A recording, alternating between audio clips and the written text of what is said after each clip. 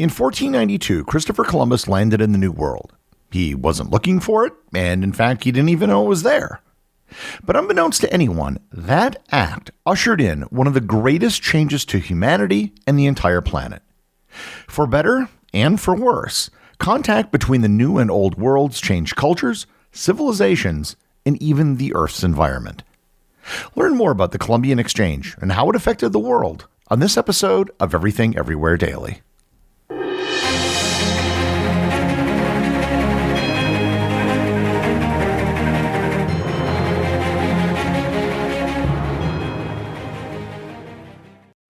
This podcast is brought to you in part by Stash. Are you still putting off savings and investing because you'll get to it someday? Stash turns someday into today. Stash isn't just an investing app. It's a registered investment advisor that combines automated investing with dependable financial strategies to help you reach your goals faster. They'll provide you with personalized advice on what to invest in based on your goals. Or if you just want to sit back and watch your money go to work, you can opt into their award-winning expert-managed portfolio that picks stocks for you. Stash has helped millions of Americans reach their financial goals and starts at just $3 per month. Don't let your savings sit around. Make them work harder for you. Go to get.stash.com/everything to see how you can receive $25 towards your first stock purchase and to view important disclosures. That's get.stash.com/everything. Paid non-client endorsement, not representative of all clients and not a guarantee. Investment advisory services offered by Stash Investments LLC, an SEC-registered investment advisor. Investing involves risk. Offer is subject to T's and C's. This episode is sponsored by Mint Mobile. I don't know about you, but I like to know where my money is going. The problem is that big mobile companies like money too. After years of paying a ton for wireless services, I finally got fed up with crazy high wireless bills, bogus fees, and free perks that actually cost more money in the long run, and just switched to Mint Mobile. Mint Mobile is here to rescue you with premium wireless plans starting at just $15 a month. All plans come with high-speed data and unlimited talk and text delivered on the nation's largest 5G network. Use your own phone with any Mint Mobile plan and bring your phone number along with all of your existing contacts. Nothing has to change. Ditch overpriced wireless and get 3 months of premium wireless service from Mint Mobile for just $15 a month. If you like your money, Mint Mobile is for you. Shop plans at mintmobile.com/EED. That's mintmobile.com/EED. Upfront payment of $45 for 3 months, 5 gigabyte plan required, equivalent to $15 a month.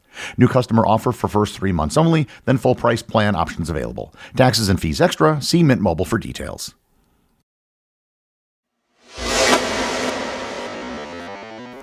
This episode is going to be a summation of many different episodes that I've done before. I've had many different episodes where I've discussed parts of what I'll be covering in this episode. So what I want to do here is take all of those disparate pieces that I've previously covered and try to provide a coherent story about how they all fit together. I hope to show just how all of these things that I've previously covered, when looked at in their totality, amount to one of the most, if not the most, important events in human history. And when I say the most important episode in human history, I'm not really exaggerating. When Neil deGrasse Tyson was asked what he thought the most important event in human history was, he responded that it was Columbus's arrival in the New World. He didn't claim it was the best thing to have happened, more on that in a bit, but simply the most important. Even if you don't agree that it was the most important thing to have ever happened to our species, you'd certainly have to say that it was one of the most important. The totality of events I'll be discussing, and have discussed in other episodes, is collectively known as the Columbian Exchange. The term was coined in 1972 by Alfred Crosby, an American historian at the University of Texas. To understand why it is so important, we need to go back in time to about 70,000 years ago. Around then, a group of humans migrated out of Africa who were the ancestors of modern-day human beings. They might not have been the first group to leave Africa, but this group was highly successful. They spread into Asia and Europe and eventually populated most of what we call the Old World. For the purposes of this episode, I will use the term Old World to refer to the continents of Africa, Asia, and Europe, and New World to refer to North and South America. About 20,000 years ago, during the last ice age, some number of humans walked across the exposed land bridge that connected Asia and North America. That group rapidly spread through North and South America and then was eventually cut off from their distant cousins back in the Old World of Africa, Asia, and Europe. Anthropologists and archaeologists might disagree about the details as I've just explained them, but the important point for this episode is that for thousands of years, humanity was split in two. Now, to be sure, somebody in South Africa wouldn't have had contact with someone in China, but there was an uninterrupted connection between peoples. Your tribe would have had contact with a neighboring tribe, which in turn would have had contact with another neighboring tribe, and so on and so on. And this was true in both the New and Old worlds. Neither group knew about the other.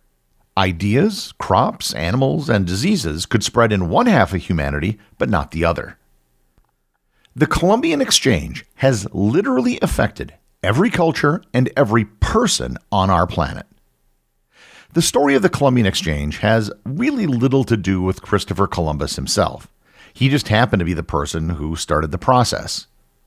Now, you might be wondering, there were Vikings that arrived in the Americas before Columbus.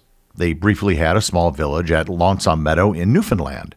Why aren't they considered the start of this process? Because nothing ever happened from their arrival. Not many Vikings ever came over, and they didn't spread the word and bring anyone else over, and there was never any large-scale exchange between the cultures.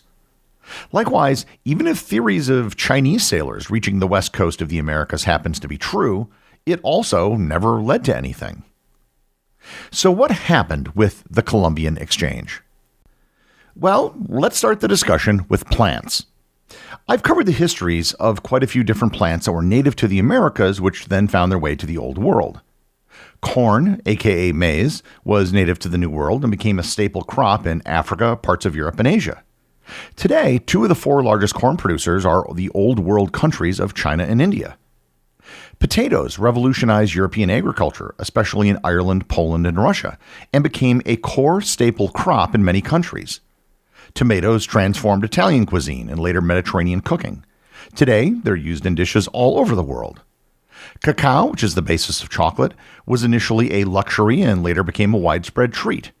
Today, the largest cacao producers in the world are in Africa and Asia, and the world's greatest chocolatiers are usually in Europe. Other significant crops include sweet potatoes, cassava, chili peppers, beans, peanuts, squash, pumpkins, pineapples, vanilla, and tobacco. The transfer of crops was not a one-way street. Many Old World foods found their way to the New World, where many of them flourished. Wheat was an Old World food that became the foundation of bread making in the Americas. The United States and Canada are today 2 of the largest wheat-producing countries in the world. Rice transformed agriculture in parts of South America and then later in North America. Sugarcane, which is native to Asia, was central to the plantation economies in Brazil and the Caribbean. Coffee, which was native to Africa and the Arabian Peninsula, flourished in Brazil and Colombia. Other significant crops that moved to the New World included bananas, citrus fruits, grapes, olives, onions, peaches, and pears. Not all the plants that crossed the ocean were wanted. It also resulted in invasive species. For example, kudzu was originally from Asia but spread extensively through global trade and became invasive in parts of the southeastern United States, taking over native plants. Dandelions and clover were introduced by European settlers as medicinal or forage plants and quickly spread across North American landscapes, often outcompeting native flora. These invasive species altered habitats, reduced biodiversity, and changed the ecological balance in many regions. Animals were also part of the Columbian exchange, although unlike plants, this transfer was mostly old to new. Horses were brought to the Americas, where they transformed warfare, transportation, and hunting for indigenous peoples, and provided transportation for centuries. Cattle were introduced as a new source of meat and milk and labor. Today, Brazil, the United States, Mexico, and Argentina are some of the largest cattle-producing countries in the world. Pigs provided a new protein source that reproduced quickly and also became a feral invasive species. Sheep were brought over to supply wool and meat. Chickens offered easily maintained sources of protein. Honeybees were introduced for honey production and crop pollination. There are actually very few animal species that moved from the New World to the Old. Turkeys and guinea pigs were the only animals that were used for food in some regions, and they were quite minor sources of food. Likewise, invasive insect species came over as well. The Mediterranean fruit fly and the European gypsy moth are both major pests in North America. If it wasn't for the Columbian exchange, the world's agricultural system would look radically different. Perhaps the most devastating part of the Columbian exchange was the diseases. The diseases that were part of the exchange were not equally shared between the Old and New World. They almost all came from the Old World and infected the people of the New World. Smallpox, measles, typhus, influenza, malaria, mumps, yellow fever, whooping cough, chickenpox, and bubonic plague all came over from the Old World to the New World. Indigenous populations in the Americas had no immunity to these diseases, resulting in catastrophic population declines. In some regions, mortality rates reached 80 to 90% within a century after first contact. The only known disease to make its way from the New World to the Old was syphilis. Why did diseases only tend to go in one direction? It had a lot to do with the fact that the transfer of domesticated animals also tended to only go in one direction. There were simply far more animals that were domesticated in Africa, Asia, and Europe. People tended to live closer in proximity to their animals, and many of the diseases that affected Old World people made the jump from animal to human. Indigenous people in the New World didn't have as many domesticated animals as they did in the Old World, and there wasn't a similar level of disease transmission.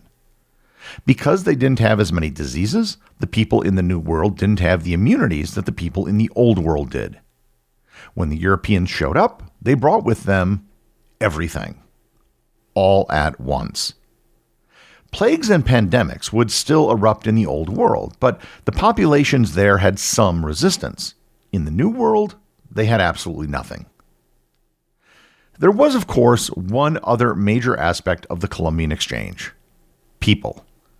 The Columbian exchange triggered massive migrations of people across the globe, reshaping populations and societies. One major movement was the forced migration of millions of Africans through the transatlantic slave trade. Captured and sold into slavery, Africans were transported primarily to the Americas to work on plantations, producing sugar, tobacco, cotton, and other cash crops. This created large African diasporas in the Caribbean, South America, and southern United States. Today, almost every country in the Caribbean has a majority of its population with African ancestry. Europeans, of course, also migrated in mass numbers to the New World. European settlers, including the Spanish, Portuguese, English, French, and Dutch, came to establish colonies, seek wealth, and spread Christianity. These settlers displaced indigenous populations and established new social and political systems. In addition to the Great Dying, which occurred in the Americas due to disease, survivors in North America were often pushed into reservations, often far from their ancestral lands. Later generations saw waves of immigrants from countries without colonies, such as Italy, Germany, and elsewhere. There were also migrations from Asia, with large numbers of immigrants from China, Japan, India, and Korea. Descendants of people from India make up over 40% of the population in Guyana today and over 35% of the population in Trinidad and Tobago. Many communities in the Old World were also affected by mass migrations. Some villages in Africa vanished after their populations were enslaved and shipped to the Americas. The Columbian exchange was responsible for the greatest global migration in world history. The only people who weren't affected were the uncontacted peoples who live deep in the Amazon rainforest. It's really hard to express just how much of an impact the Columbian exchange had on the world, for better and for worse. The Columbian exchange unquestionably represents one of the most significant events in human history. It created the first truly global ecological and economic system, connecting previously isolated continents and transforming environments, societies, and cultures all over the world. This exchange laid the groundwork for many features of our modern world, from global trade networks to multicultural societies to contemporary agricultural systems. It may have led to the deaths of 100 million people in the Americas from disease. Yet, at the same time, it also resulted in the spread of crops and domesticated animals that feed billions of people today. What began with Columbus's voyage in 1492 initiated an irreversible process of globalization that continues to shape our world today.